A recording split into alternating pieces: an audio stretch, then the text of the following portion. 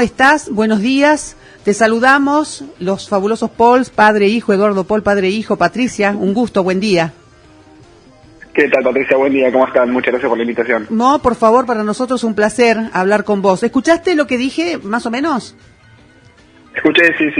Te puedo decir que en términos generales, estoy de acuerdo con esas premisas, es decir, me parece que la crisis política efectivamente precedió a la crisis económica, al menos en la fase en la que estamos ahora, ¿no? Sabemos que Argentina venía arrastrando desequilibrios macroeconómicos por lo menos desde 2018 en adelante, y hace ya muchos más años que Argentina tiene problemas para crecer, ¿no? No crecemos 2 años seguidos desde el bienio 2010-2011, entonces bueno, viene arrastrando problemas económicos hace mucho, pero efectivamente me parece que a partir de la crisis interna del Frente de Todos de este año, de febrero a marzo, bueno, esos problemas se agravaron muchísimo, ¿no? Y por eso estamos en la situación en la que estamos ahora, que es bastante apremiante.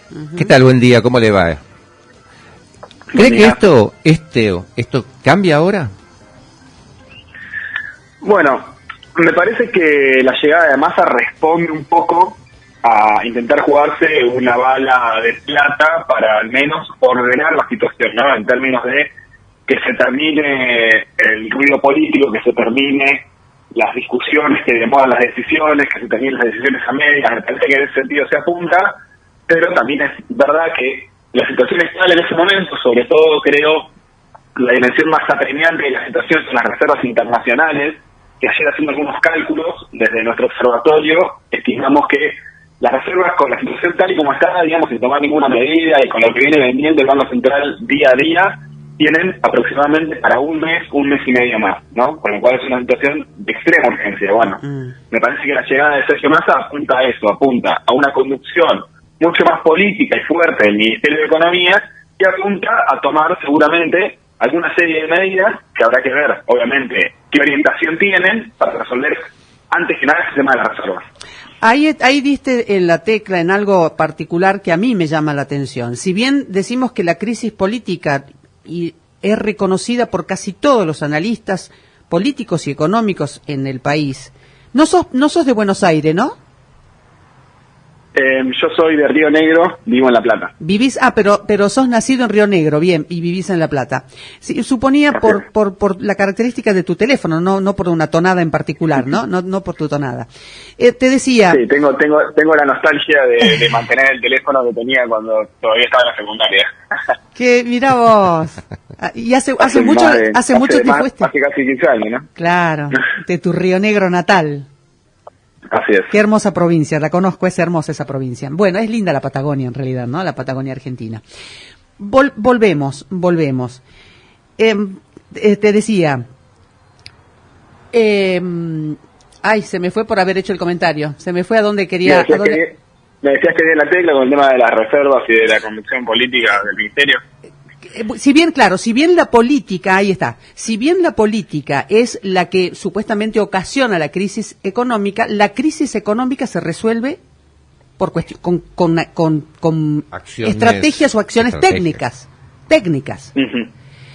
Entonces, en ese plan que supuestamente debería presentar Massa en los próximos días, ¿cuál es el rol del déficit fiscal, que sé que ustedes en el observatorio o a través del observatorio hicieron un trabajo puntual? Bueno, precisamente nosotros caracterizamos que el déficit fiscal es una herramienta de política económica para determinados contextos. En la Argentina, todas las discusiones, digamos, quedan enfrascadas en la dinámica política de la llamada grieta, ¿no? Donde se terminan tomando dos posiciones antagónicas y cada uno se queda defendiendo la misma en cualquier contexto. Y en la economía en general es difícil sostener una herramienta para cualquier contexto. Uh-huh. Los sectores progresistas, varios sectores del peronismo y demás, defienden que el déficit fiscal es positivo en términos de que permite la expansión de la economía. Desde ese punto de vista, el déficit fiscal es una herramienta muy importante cuando vos tenés recesión o estancamiento económico, precisamente para reactivar la economía, pero en los momentos de crecimiento económico es algo negativo por varias razones. Una de las principales razones es que el déficit fiscal necesariamente necesitas cubrirlo de alguna manera, ¿no? Que bien puede ser con la muy conocida emisión monetaria o con el muy conocido endeudamiento del Estado, ¿no? Que en definitiva es la forma de conseguir recursos y imprimir nuevo dinero. Y lo que nosotros vemos, y la dinámica que sucede actualmente, es que ha llegado a tal nivel el endeudamiento del Estado, primero en dólares con el gobierno de Macri y luego en su continuación en pesos, ¿no?, durante los últimos años, que el Estado termina teniendo una gran debilidad frente a actores, sobre todo del poder financiero. Es decir, el Estado todos los meses tiene que hacer un trabajo muy fino con los bancos, con los fondos de inversión y demás, para que se le renueven los vencimientos, y eso que hace que mes a mes estemos a merced, ¿no?, de esa renovación de vencimientos, que hace que tengamos que aumentar la tasa de interés, que tengamos que robar mayores recursos.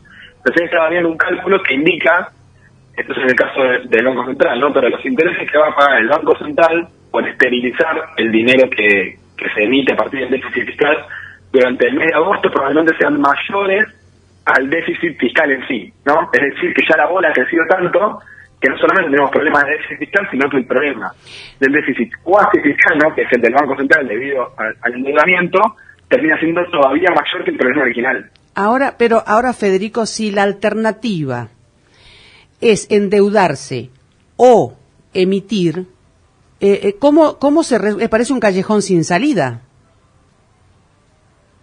Bueno, obviamente que siempre está la alternativa original, que es recaudar, ¿no? Ese sería, bueno, ahí está, con eso se lograría el equilibrio. Ahí está la cuestión. Desde el punto de vista de nuestro observatorio, la principal herramienta de redistribución que tiene el Estado, ¿sí?, es la manera en la que obtiene sus recursos y la manera en que los gasta. Es la principal herramienta de redistribución.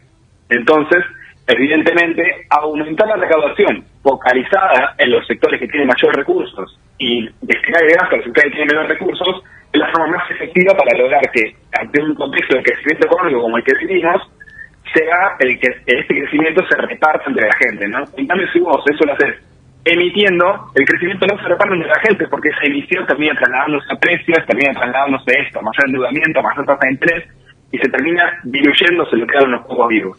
Si vos, en cambio, aumentás la recaudación y esos recursos y los volcás a donde los tenés que volcar, bueno, ahí lográs que ese crecimiento se distribuya de manera más equitativa y lográs que los sectores más vulnerables aprovechen ese crecimiento económico para mejorar su situación. Fue lo que sucedió durante el gobierno de Néstor Kirchner, ¿no? Durante esos años y durante el primer gobierno de Cristina hubo una política de superávit fiscal que permitió precisamente, bueno, que creciera muchísimo el salario real, que se acumularan reservas, que no haya una inflación creciente, un montón de condiciones que hacen que, bueno, se hable de la década ganada de esos años. Ahora, tengo entendido, con una explicación muy básica, que hay distintos tipos de déficit fiscal, que lo que ustedes nos están marcando. Quiero saber un poquito del estudio que ustedes han hecho. Hay un déficit que puede ser porque se ha tomado maquinaria o insumos, o se ha creado infraestructura, y a su vez eso alguna vez va a dar sus réditos. Y otro déficit que puede ser el corriente, el de los gastos comunes, con el que no hay con qué financiarlo. ¿Qué tipo de déficit tenemos en la Argentina? Precisamente el gasto público de la Argentina tiene un enorme componente corriente. De hecho, uno mira el gasto en capital y es muy pequeño, andaba por debajo del 10%, ¿no?, del gasto total. Y los principales componentes del gasto hoy en día son, obviamente, todo lo que es la política previsional, ¿no? Hablamos de las jubilaciones, obviamente es un gasto que es muy importante para la supervivencia de nuestros abuelos, la política social y, tercero, ya se encuentran los subsidios económicos, ¿no? Nos referimos a los subsidios de la luz, el gas, etcétera. Y luego hay una serie de gastos más, ¿no?, que se componen con las transferencias a las provincias. Entonces uno debería ver, bueno, a ver en qué están pasando las provincias, están los gastos, obviamente, de los salarios públicos. Los salarios públicos, si bien no han aumentado en gran medida en términos reales durante los últimos años, se ha aumentado mucho el empleo público.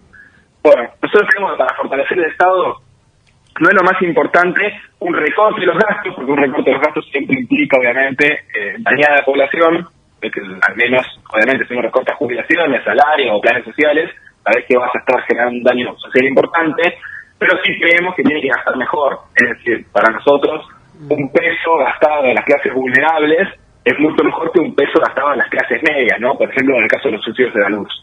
Pensamos, por ejemplo, que si el Estado implementara algún tipo de política como este ingreso universal del que se habla, con los recursos de los subsidios económicos, bueno, sería una forma de trasladar, ¿no?, ese gasto desde un sector que quizás no lo necesita tanto a un sector que hoy en día en muchos casos no llega a la canasta básica alimentaria. O sea que esta segmentación, por ejemplo, ustedes las ven positiva, que algunos sectores vayan a pagar un poco más y otros un poco menos.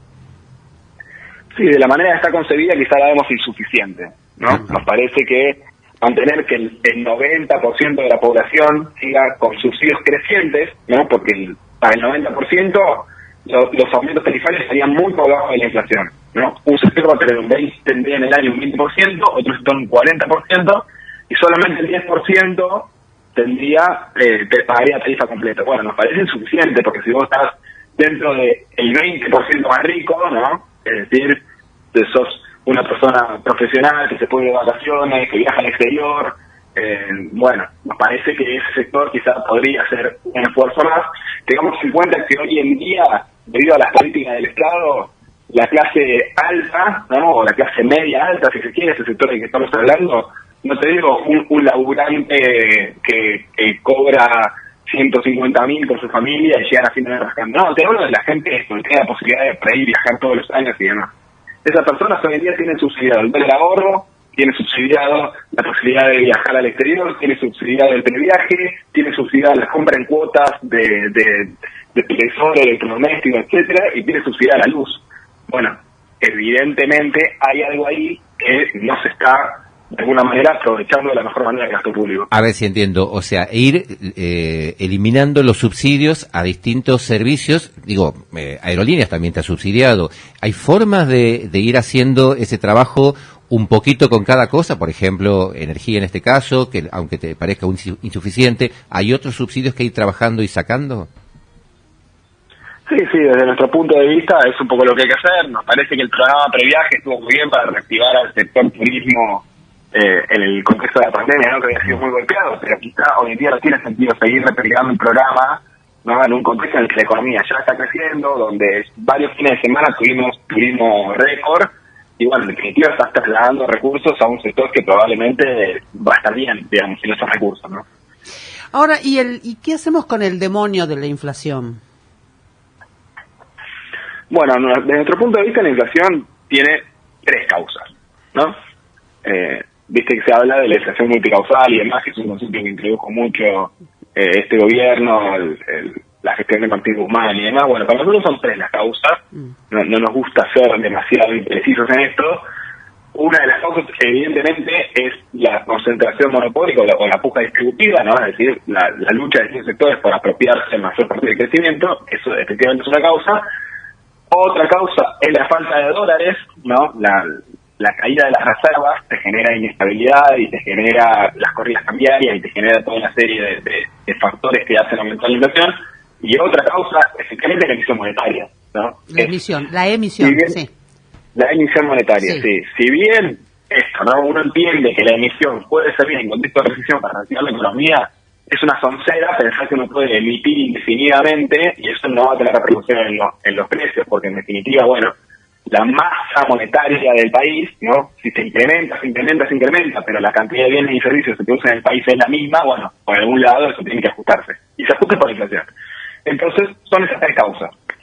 ¿Cuáles son las medidas que nosotros creemos que hay que tomar para bajar la inflación? Bueno, uno es lo que ya venimos hablando, el equilibrio fiscal fundamental para que el Estado pueda empezar a desendeudarse, fortalecerse y dejar de estar emitiendo recursos por ese lado y aumentando los intereses de la deuda mes a mes que también crean masa monetaria. Para reforzar espera un segundito, Federico, para reforzar lo que dijiste sí. antes, entonces, ese equilibrio fiscal es gastar bien, no gastar. Gastar bien y aumentar la recaudación. Correcto, bien.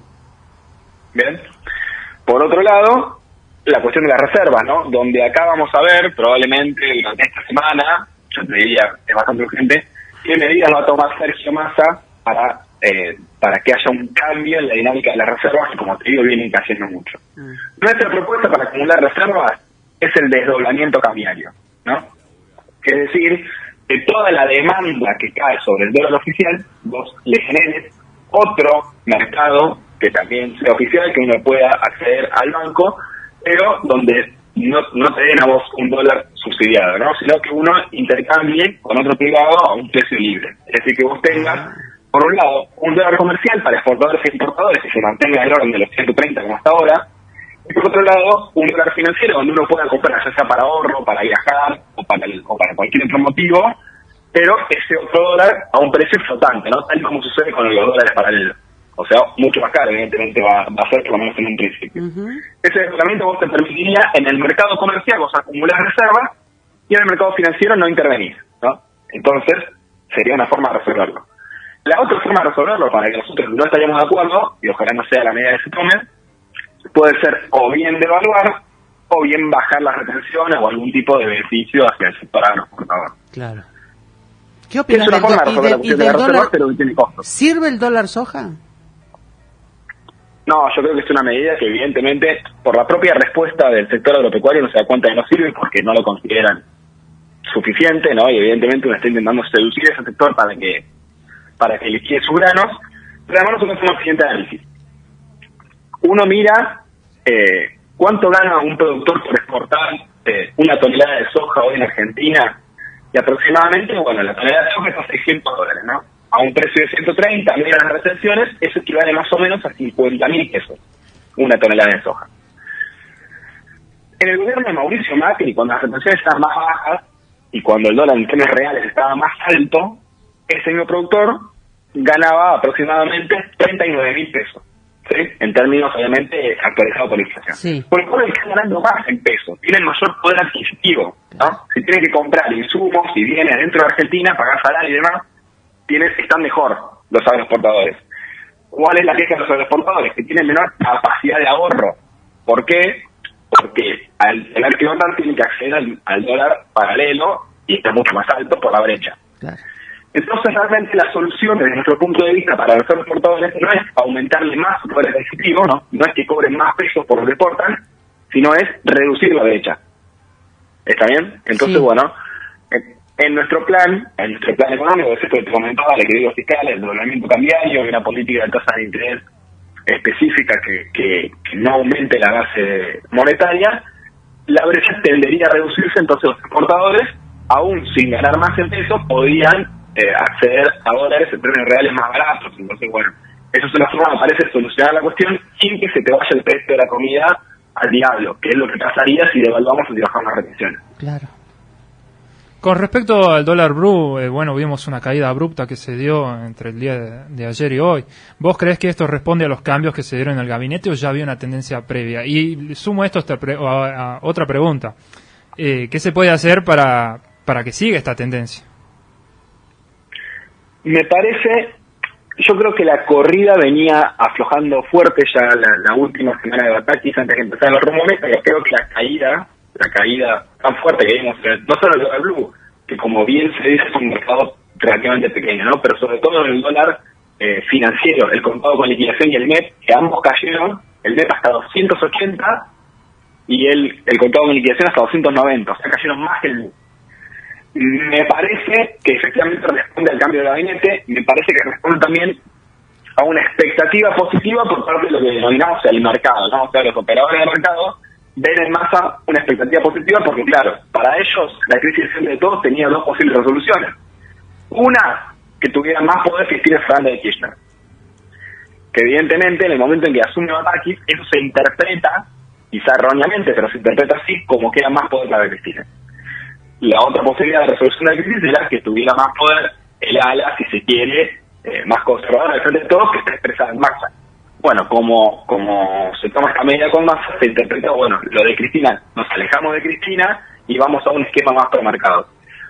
Esto va a continuar en la medida en que las medidas que anuncie Massa sean efectivamente promarcados. Si las medidas que anuncia Massa son, bueno, a partir de ahora vamos a gastar muchísimos más recursos en sectores vulnerables, vamos a poner más cepo, vamos a aumentar las retenciones y demás, evidentemente esa expectativa va a cambiar y el dólar blue y demás se verá al diante. Sin embargo, si las medidas que toman son pro mercado, el mercado va a estar contento y el dólar blue va a estar barato, pero hay que ver cómo repercute eso en la gente. Como Cleveland dice, bueno, bajemos las retenciones. Está bien, probablemente el dólar blue se mantenga más bajo. Y los que tenemos la posibilidad de que nos sobre un pesito para comprar dólar blue vamos a estar contentos. Pero la gente que no llega a comprar no va a estar contenta, ¿eh? Y hay que ver ahí qué es lo más urgente y qué es lo más importante en la Argentina hoy. Precisamente sobre el tema de los anuncios de esta semana, el gran tema de la semana, ¿qué creen que no debe faltar? ¿Qué pista nos da a los escuchas, que estaremos seguramente prestando un poco atención, que puede indicar, en el actual contexto, aunque a algunos les suene bien promercado y a otros les suene muy mal promercado, pero bueno, estando en el contexto que estamos, con este nivel de endeudamiento, déficit, ¿qué pista no debe faltar en los anuncios que pueda indicar, que pueda dar el ministro de Economía Massa cuando asuma? Lo que no puede faltar es ¿de qué manera vamos a mejorar la cuestión fiscal? Evidentemente, bueno, esto que venimos hablando, y además por el tema de que es un compromiso con el FMI, que si no cumplimos de cara a septiembre, podría caerse el acuerdo, podría peligrar el acuerdo, y eso sería catastrófico. Entonces la cuestión fiscal no puede faltar, y no puede faltar en alguna medida para ver qué va a pasar con el dólar. Ya te digo que esas medidas de un desdoblamiento cambiario, probablemente el mercado no sé si lo tomaría la mejor manera. Una devaluación, y bueno, el mercado quizá lo toma de la mejor manera, pero es muy grave para la gente. Entonces, me parece que Massa con sus anuncios no va a poder contentar a toda Argentina, y no va a poder cumplir las expectativas del votante del Frente de Todos y las expectativas del mercado. Son incompatibles en esta instancia. Entonces, va a ser efectivamente una semana muy importante y una serie de anuncios muy importantes para ver cuál es el rumbo que decide el gobierno, y además haga lo que haga, ¿no? Efectivamente hay que esquivar el iceberg, y después de esquivar el iceberg hay que gestionar y llegar a 2023, ¿no? Y si la situación empeora en el corto plazo, ver si tiene posibilidades de remontarlo y que la sensación sea los últimos 6-7 meses del gobierno con una tendencia positiva y si eso alcanza. Creo que el desafío es muy grande. Por de pronto, muchos vamos a esperar un anuncio que diga algo concreto de la inflación, por ejemplo. ¿Se puede decir algo concreto de la inflación o es la consecuencia de varias otras medidas? Yo creo que es la consecuencia de varias otras medidas, es decir, por más que uno diga, bueno, a partir de ahora vamos a hacer un programa de precios, de control de precios, donde voy a poner un gendarme en la puerta de cada local comercial de la Argentina, como te digo, ¿no? Me parece que la inflación tiene las causas que mencionábamos, la puja distributiva, la emisión y las reservas, y si uno no toma medidas para resolver esas tres cuestiones, bueno, por más que uno controle los precios, se termina escapando, porque la economía, los precios de la economía, por más concentración que haya, no la deciden 4 o 5 vivos, ¿no? Son cientos de miles de precios a lo largo y ancho de todo el país, y efectivamente es muy difícil que uno, por decreto o por voluntad, pueda bajar la inflación. Yo creo que efectivamente hay que atacar las causas. De cualquier manera, presentar una serie de medidas como un plan antiinflacionario no es lo mismo que ir tomando una medida esta semana, otra medida la semana que viene, otra medida dentro de 15 días, después volver para atrás con una medida de 101. No. Es importante presentar un plan antiinflacionario coherente, cohesivo, que ataque las causas en los distintos ámbitos de la política económica. Es fundamental. Pero bueno, de ahí a decir, bueno, mira, vamos a bajar la inflación con esta medida, no, yo creo que es una serie de cosas, y va a depender también esto, ¿no? Si se les cree o no se les cree a base del gobierno, porque obviamente con todo lo que ha pasado se aprende mucha credibilidad. Bueno, habrá que ver, Federico, si la lapicera que le dieron tiene tinta. Habrá que ver, sí, habrá que ver si tiene tinta y habrá que ver si tiene la capacidad de blandirla con mucha destreza, ¿no? Pues bueno, como les digo, el desafío es muy grande. Es grande. Es muy difícil la situación y bueno, más hay que decir que es un valiente, ¿no? Yo, quizás no es el ministro de Economía que yo hubiese elegido, a mí quizás me hubiese gustado más en un rol de jefe de gabinete y que estuviera Bakis, pero bueno, lo que no se puede decir es que Massa no está arriesgando acá mucho y no está poniendo mucho para que Juanse el todo nada, ¿no? ¿A qué economista nombraste? ¿A quién lo hubieras puesto de ministro? No, digo que me hubiese gustado que siga Silvina Battaglia. Me parece que es una persona que tiene conocimiento, que tiene capacidad política, y bueno, Massa en un rol el jefe de gabinete más el coordinador de las áreas, ¿no? Pero bueno, vamos a ver cómo resulta. Antes, obviamente, de juzgar, vamos a ver qué orientación toma y cómo resulta. Me parece que lo que no puede hacer es seguir con las mismas políticas, con el mismo set de medidas de Guzmán y de Battaglia, ¿no? Que de alguna manera hay una continuidad. Bueno, creo que acá tiene que mostrar un cambio fuerte, de impronta y de rumbo. Vamos a ver hacia dónde. Federico, la verdad te agradecemos muchísimo. ¿Vos pertenecés a un grupo de asesores económicos? Sí, yo pertenezco al Observatorio de Políticas para la Economía Nacional, que armamos con una serie de compañeros que nos dedicamos a todos estos temas, hacemos informes mensuales y demás. Si nos quieren buscar en las redes, es @economiaopen. Así que ahí nos van a encontrar. Y este plan, porque indudablemente han estudiado y tienen elaborado una mirada muy profunda sobre la situación económica argentina, ¿lo han mostrado, lo han presentado, más allá de haberlo hecho visible para nosotros los periodistas? Sí, hemos hecho algunas actividades de presentación y lo tenemos subido en nuestra página web, que es www.open-economia.com.ar. Así que ahí cualquiera le puede consultar el plan completo, obviamente que tiene muchísima más información de lo que uno puede quizá expresar acá, ¿no? En esta charla. Así que bueno, los invito a todos a mirarlo. Te imaginarás que el plan lo presentamos ya hace un mes y medio, ¿no? Un mes y medio para Argentina es una década, te digo, sí, lo tengo que hablar, tengo que actualizar todas las variables, la proyección de la inflación, el valor del dólar, esto, lo otro, pero bueno, me parece que el concepto del plan está vigente y que es una herramienta muy interesante. Y muy claro, la verdad que nosotros hemos hecho nota con muchos economistas y ninguno ha contado claramente el cómo, ¿no? Llegar a eso que presume puede ser una solución. Así es que muchas gracias, Federico, por tu generosidad. No, bueno, un gusto hablar con ustedes, les agradezco la invitación y bueno, ojalá pronto podamos seguir charlando, que en este país siempre pasan cosas. Sin dudas vamos a convocarte otras veces, sin duda. Muchísimas gracias, un abrazo. Muchísimas gracias. Bueno, Federico Machado, me sorprendió, la verdad. Sí, sí, no solo habla de diagnósticos como la mayoría, sino también cómo hay que intervenir quirúrgicamente en la situación y a sabiendas de la situación y a sabiendas de la situación y a sabiendas de la situación y